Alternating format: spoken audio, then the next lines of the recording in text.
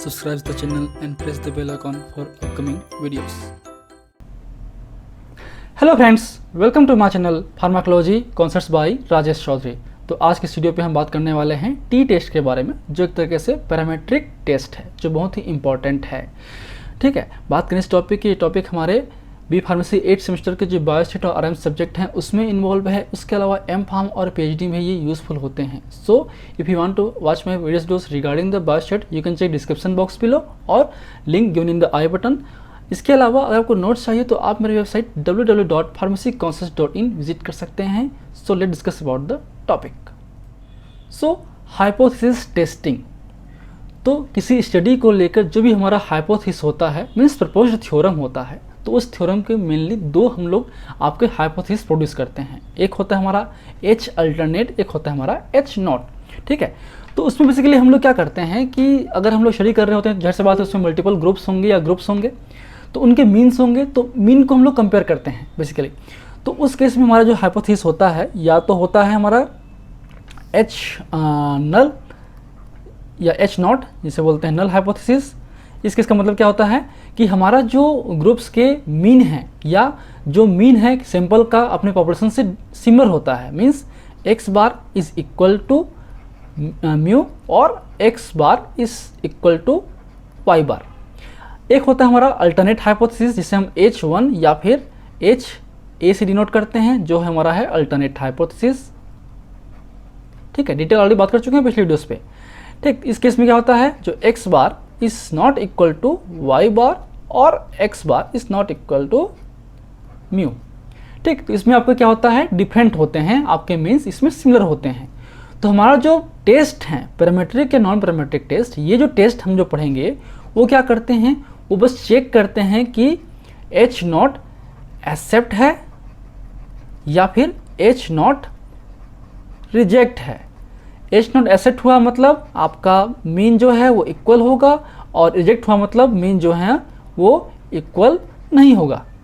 ठीक, तो उसी के बेस पे आपका दो टेस्ट के टाइप हैं, पैरामेट्रिक और non parametric, depend on the data. अगर डेटा आपका पैरामेट्रिक है, नॉर्मल डिस्ट्रीब्यूटेड डेटा है, तो हमारा पैरामेट्रिक यूज़ करेंगे, जिसमें आते हैं Z test, T test, F test और एनोवा टेस्ट। अलग अलग कंडीशंस में अलग अलग हम लोग यूज़ करते हैं। ठीक है, तो जेड टेस्ट ऑलरेडी देख चुके हैं, जिसमें कंडीशंस क्या है, आपका एन का वैल्यू मोर देन 30 होगा, वेरिएंस नॉन होगा, और इसमें क्या करेंगे लोग, लेस देन 30 होगा और वेरिएंस जो है अननोन होगा। एनोवा में क्या है, मल्टीपल ग्रुप्स होंगे। ठीक है, तो चलिए बात करें, सीधा हम आते हैं टॉपिक पे, वो है हमारा टी टेस्ट, जिसे हम स्टूडेंट टी टेस्ट भी बोलते हैं। It is a parametric test which is used when the sample size less और equal than 30 and variance is unknown, जिसमें आपका मतलब SD जो है, जिसे हम सैंपल के लिए S बोलते हैं और पॉपुलेशन के लिए बोलते हैं सिग्मा बोलते हैं, वो क्या होगा, अननोन होगा, है ना, तभी हम करेंगे।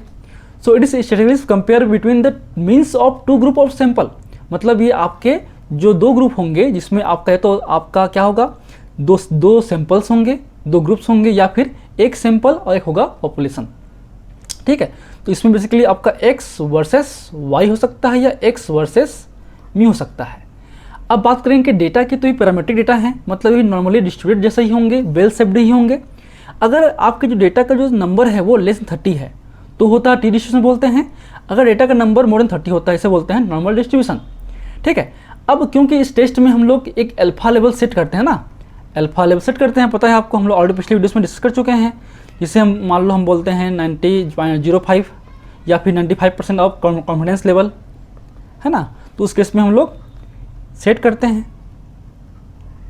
ठीक है, तो अब बात करें हम लोग एन डिस्ट्रीब्यूशन की, नॉर्मल की, उसमें हम लोग क्या करते हैं, जेड की वैल्यू लिखते हैं, ऑलरेडी पढ़ चुके हैं, है ना, कि जेड की वैल्यू है वो क्या होती है 1.96 इस लेवल पे। अगर आपका एन क्या होगा, लेस देन मोर देन 30 होगा, या आपका इन्फिनिटी हो सकता है ये, है ना। लेकिन टी की बात करें तो टी डिस्ट्रीब्यूशन टेबल के हिसाब से आपका पी वैल्यू अलग अलग होता है, depend on the number of sample size. तो ये डिपेंड करते हैं हमारे सैंपल साइज पे, जहाँ पे हम लोग डिग्री ऑफ फ्रीडम की बात करते हैं। अगर आपका सैंपल साइज 5 हुआ तो DF क्या होगा, n-1 मतलब 4 होगा। देखिए अब टेबल पे, ये हमारा टी टेबल है। अब इस टी टेबल देखेंगे तो हमारा 95% कॉन्फिडेंस लेवल है, या फिर बात करें 0.05 अल्फा लेवल है, 2 टेल के लिए है, तो उस केस में डिग्री ऑफ फ्रीडम क्या है, 4 है। तो अब यहाँ पे आइए, इस पॉइंट पे आते जाइए, अब ये वाला है ना, अब ये जो क्या हो गया, टी की वैल्यू होगी 2.776।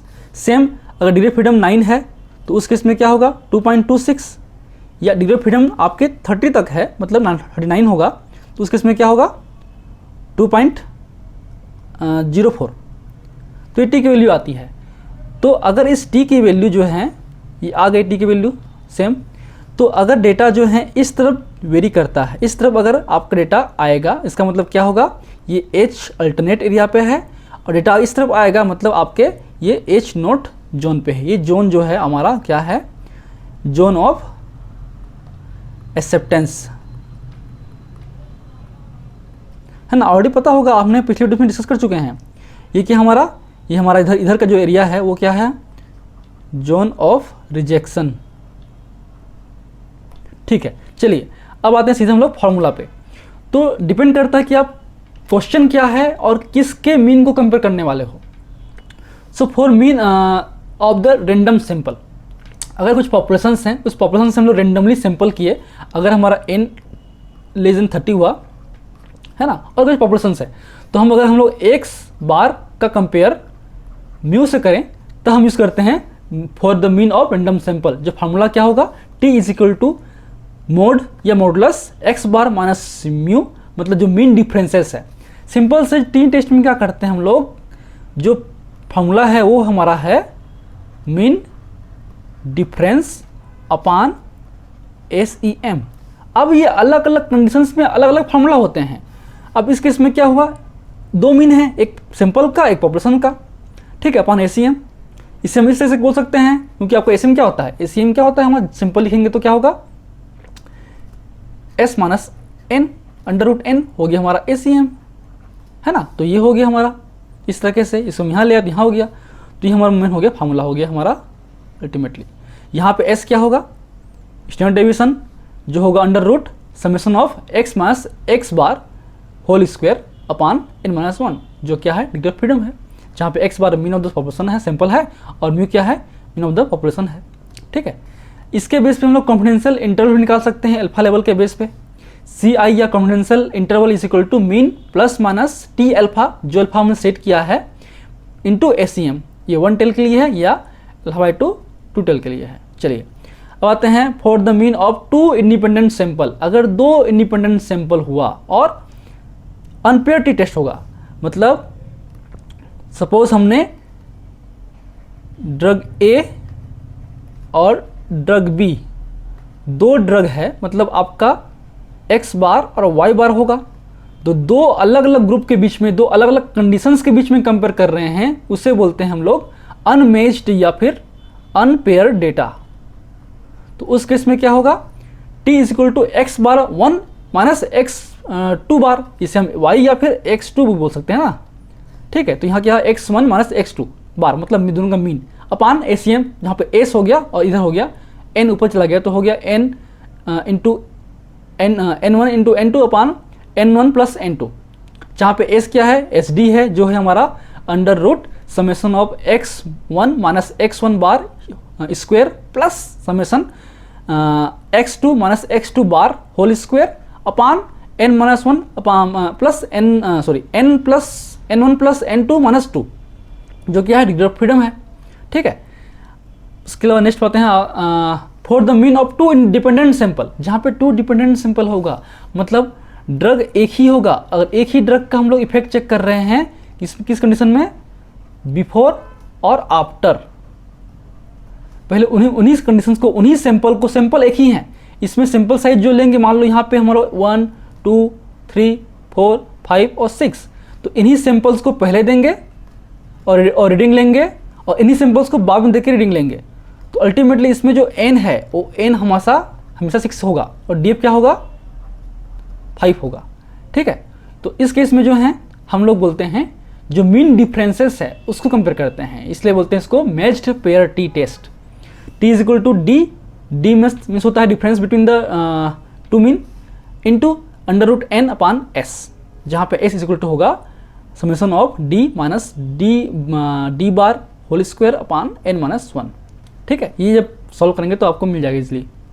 फिर नेक्स्ट हमारा फॉर ऑब्जर्व्ड कोरिलेशन कोफिशिएंट, जाहिर सी बात है अगर कोई दो ग्रुप है, ग्रुप ए और ग्रुप बी, तो उनके बीच में कुछ कोरिलेशन होगा जिसे हम आर डिनोट करते हैं।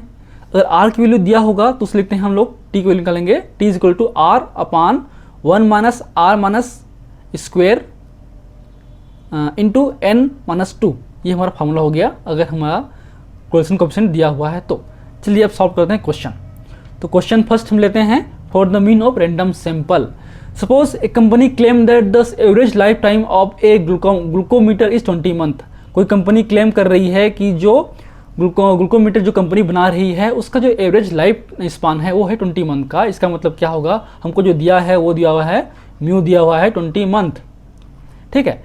And the life span is 5 sample of them 21, 18, 17, 22 और 17, ठीक है। तो हमने जब उनसे 5 सैंपल खरीदा, हमने चेक किया उसका लाइफ स्पान कितना है, तो एक पहला सैंपल, आपका पहला जो सैंपल है वो 21 मंथ चला, दूसरा 18 चला, है ना।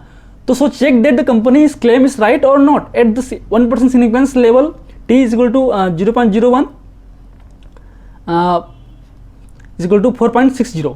ये हमारा t का वैल्यू दिया हुआ है, इसको हम क्रॉस चेक कर लेते हैं, एक बार वेरीफाई कर लेते हैं t टेबल से। इसके लिए है ये आपका 1% के लिए है, 0.01 के लिए है ना।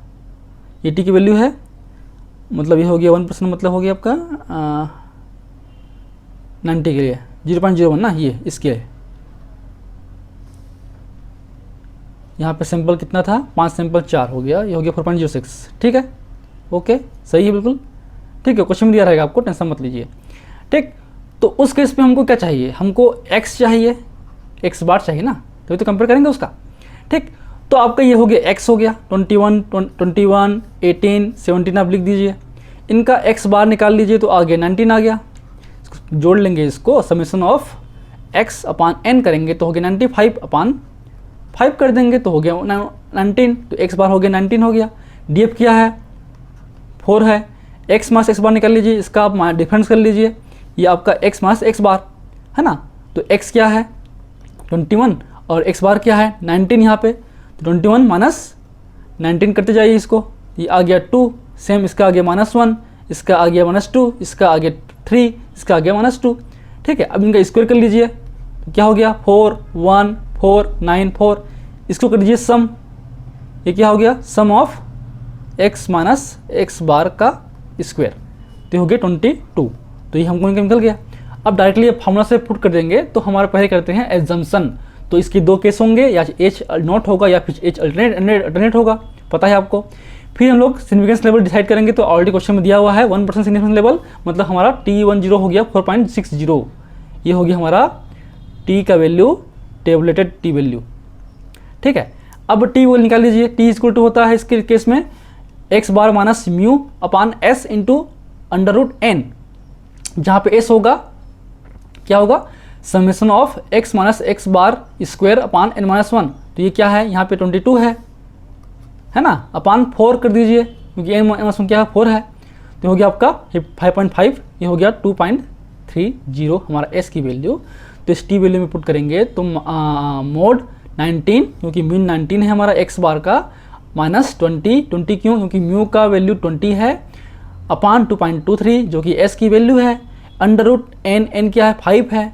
तो इस तरह सॉल्व करेंगे इसको, तो आंसर आ गया 0.95 जो है t कैलकुलेटर की वैल्यू। अब कंपेयर करेंगे, जिस मैंने कहा था अगर आप t जो टेबलेटेड वैल्यू है इधर होगा तो h1, इधर होगा तो h0, तो जाहिर सी बात है ये इसकी वैल्यू क्या है, कम है ना, मतलब क्या होगा h0 या h0 accepted, means both the mean are the similar, तो x bar is equal to mu, ठीक है, means the claim is right. जो उसने कंपनी ने क्लेम किया है कि उसका जो ग्लूकोमीटर है वो 20 मंथ चल रहा है, मतलब वो कंपनी क्लेम सही कर रही है। चलिए समझ में आ गया। चलिए अब आते हैं नेक्स्ट क्वेश्चन पे। फॉर ऑब्जर्व्ड कोरिलेशन कोफिशिएंट, अगर r की वैल्यू दिया होगा तो सो रैंडम सैंपल 27, मतलब n क्या है 27, observation gives a correlation coefficient is about r equal to 0.5, is the it's likely to the variables in the portion are correlated.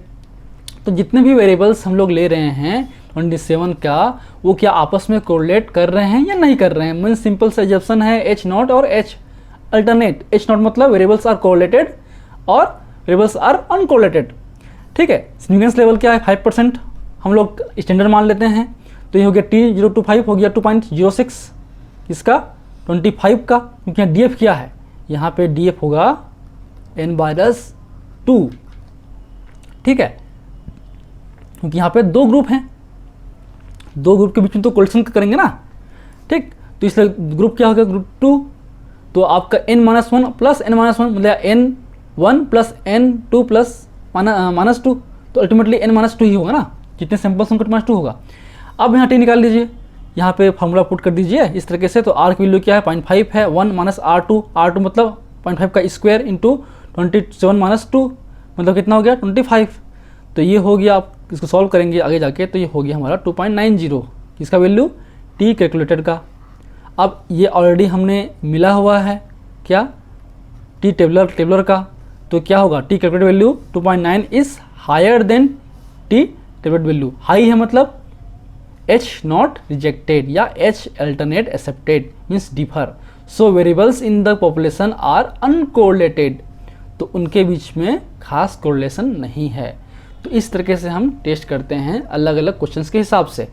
Next video पे हम बात करेंगे पेयर्ड और अनपेयर्ड टी टेस्ट के बारे में, जो बहुत ही इंपॉर्टेंट होगा क्योंकि इससे ही क्वेश्चंस फ्रिक्वेंटली आते हैं। So I hope you like my videos. If you like my videos, please press the like button and share with your friend. If any feedback, please comment in the comment section. That motivates me for the coming videos. And last, thank you. Keep watching.